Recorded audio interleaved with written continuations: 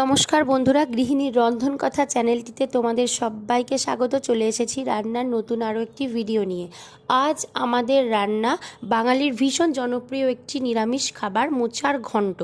কত সহজ পদ্ধতিতে এই মোচা কেটে সম্পূর্ণ নিরামিষভাবে সাবেকি ধারায় মা এই মোচার ঘন্ট রান্নাটি করেছে, সেই ভিডিওটা তোমাদের সঙ্গে শেয়ার করে নিচ্ছি। প্রথমেই দেখো মা একটি মোচা নিয়ে নিচ্ছে। তো মোচাটাকে ছাড়িয়ে নিতে হবে। মোচার পাপড়িগুলো এভাবে খুলে নিয়ে মা দেখিয়ে দিল, ওই পাপড়িগুলো খুলে নিয়ে ভেতরের এই হোয়াইট হোয়াইট যে রেণুগুলো আছে, এই পোর্শনগুলো এক এক করে বার করে নিতে হবে।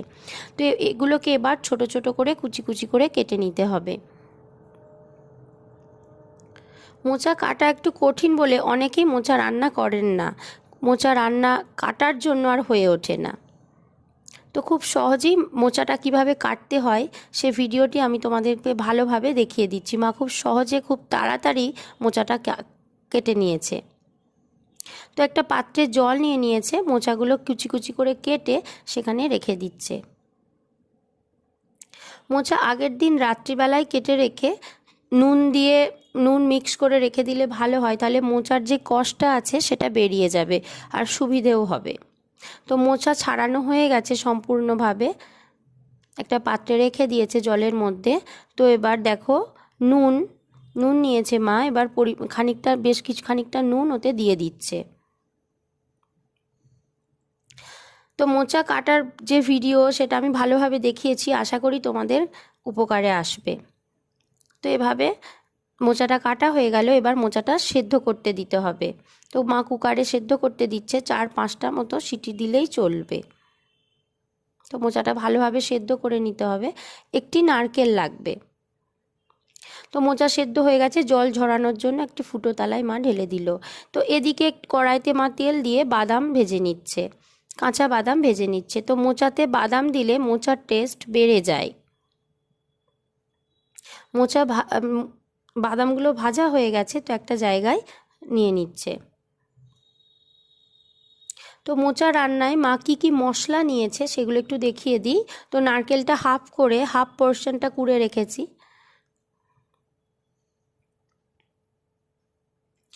এদিকে দুটো মাঝারি সাইজের আলু ছোট ছোট করে কেটে নিয়েছি। আর এখানে রয়েছে ভেজে রাখা বাদাম, আর লাগছে পরিমাণ মতো লবণ, পরিমাণ মতো চিনি, 1 চামচ আদা বাটা, হলুদ গুঁড়ো। আর এখানে ফোড়ন কী লাগছে দেখো, তেজপাতা, শুকনো লঙ্কা, ছোটো এলাচ, দারচিনি আর গোটা জিরে। আর শেষকালে লাগে শাহি গরম মশলা নামানোর সময়। তো এই লাগছে মশলা। খালি অল্প কিছু আয়োজনেই তৈরি হয়ে যাবে মোচার ঘন্ট, একদম হাতে গরমে তৈরি। তো এবার মা কড়াইতে তেল দিয়ে ফোড়নগুলো সব এক এক করে দিয়ে দিচ্ছে। তো আমি দেখিয়ে দিচ্ছি ভালো করে, তোমরা দেখে নাও।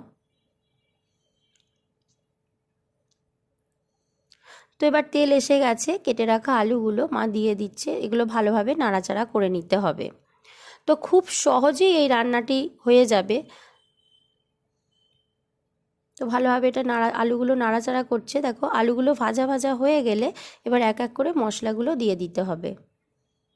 তো আলু ভাজা ভাজা হয়ে এসেছে, এবার মা মশলাগুলো দিয়ে দিচ্ছে। আদা বাটা দিয়ে দিল, হলুদ গুঁড়ো আর চিনি। তো এবার এটা ভালোভাবে নাড়াচাড়া করে নিতে হবে, আলু সহ মশলাটা ভালোভাবে কষে নিতে হবে।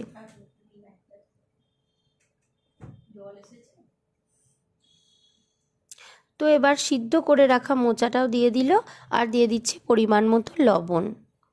তো এরপরে আবার বেশ খানিকক্ষণ ভালোভাবে নাড়াচাড়া করে নিতে হবে। মোচা বিভিন্ন পুষ্টিগুণে ভরপুর। মোচাতে প্রচুর পরিমাণে আয়রন থাকে। যাদের সুগার আছে তাদের পক্ষেও মোচা খাওয়া ভালো, যাদের শরীরে রক্ত কম তাদের পক্ষে মোচা খাওয়া ভালো। তো এবার নারকেল কোড়াটা দিয়ে দিচ্ছে। তো এবার ভালোভাবে নাড়াচাড়া করে নিতে হবে। দেখো মা ভালোভাবে নাড়াচাড়া করে নিচ্ছে। তো এবার ভেজে রাখা বাদাম দিয়ে আবার নাড়াচাড়া করে নিচ্ছে। বাঙালি যে খাদ্যরসিক এ বিষয়ে কোনো সন্দেহ নেই। ভাত ডালের পাশাপাশি একটু ছ্যাঁচড়া বা মোচার তরকারি না হলে দুপুরের ভাতটা যেন ঠিক হজম হয় না, ঠিক খাওয়া হয় না।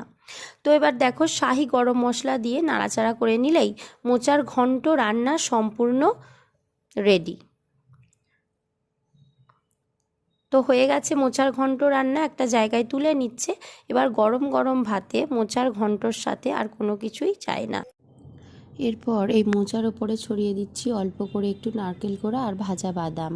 ভিডিওটি ভালো লাগলে লাইক সাবস্ক্রাইব করার অনুরোধ রইল। Thanks for watching.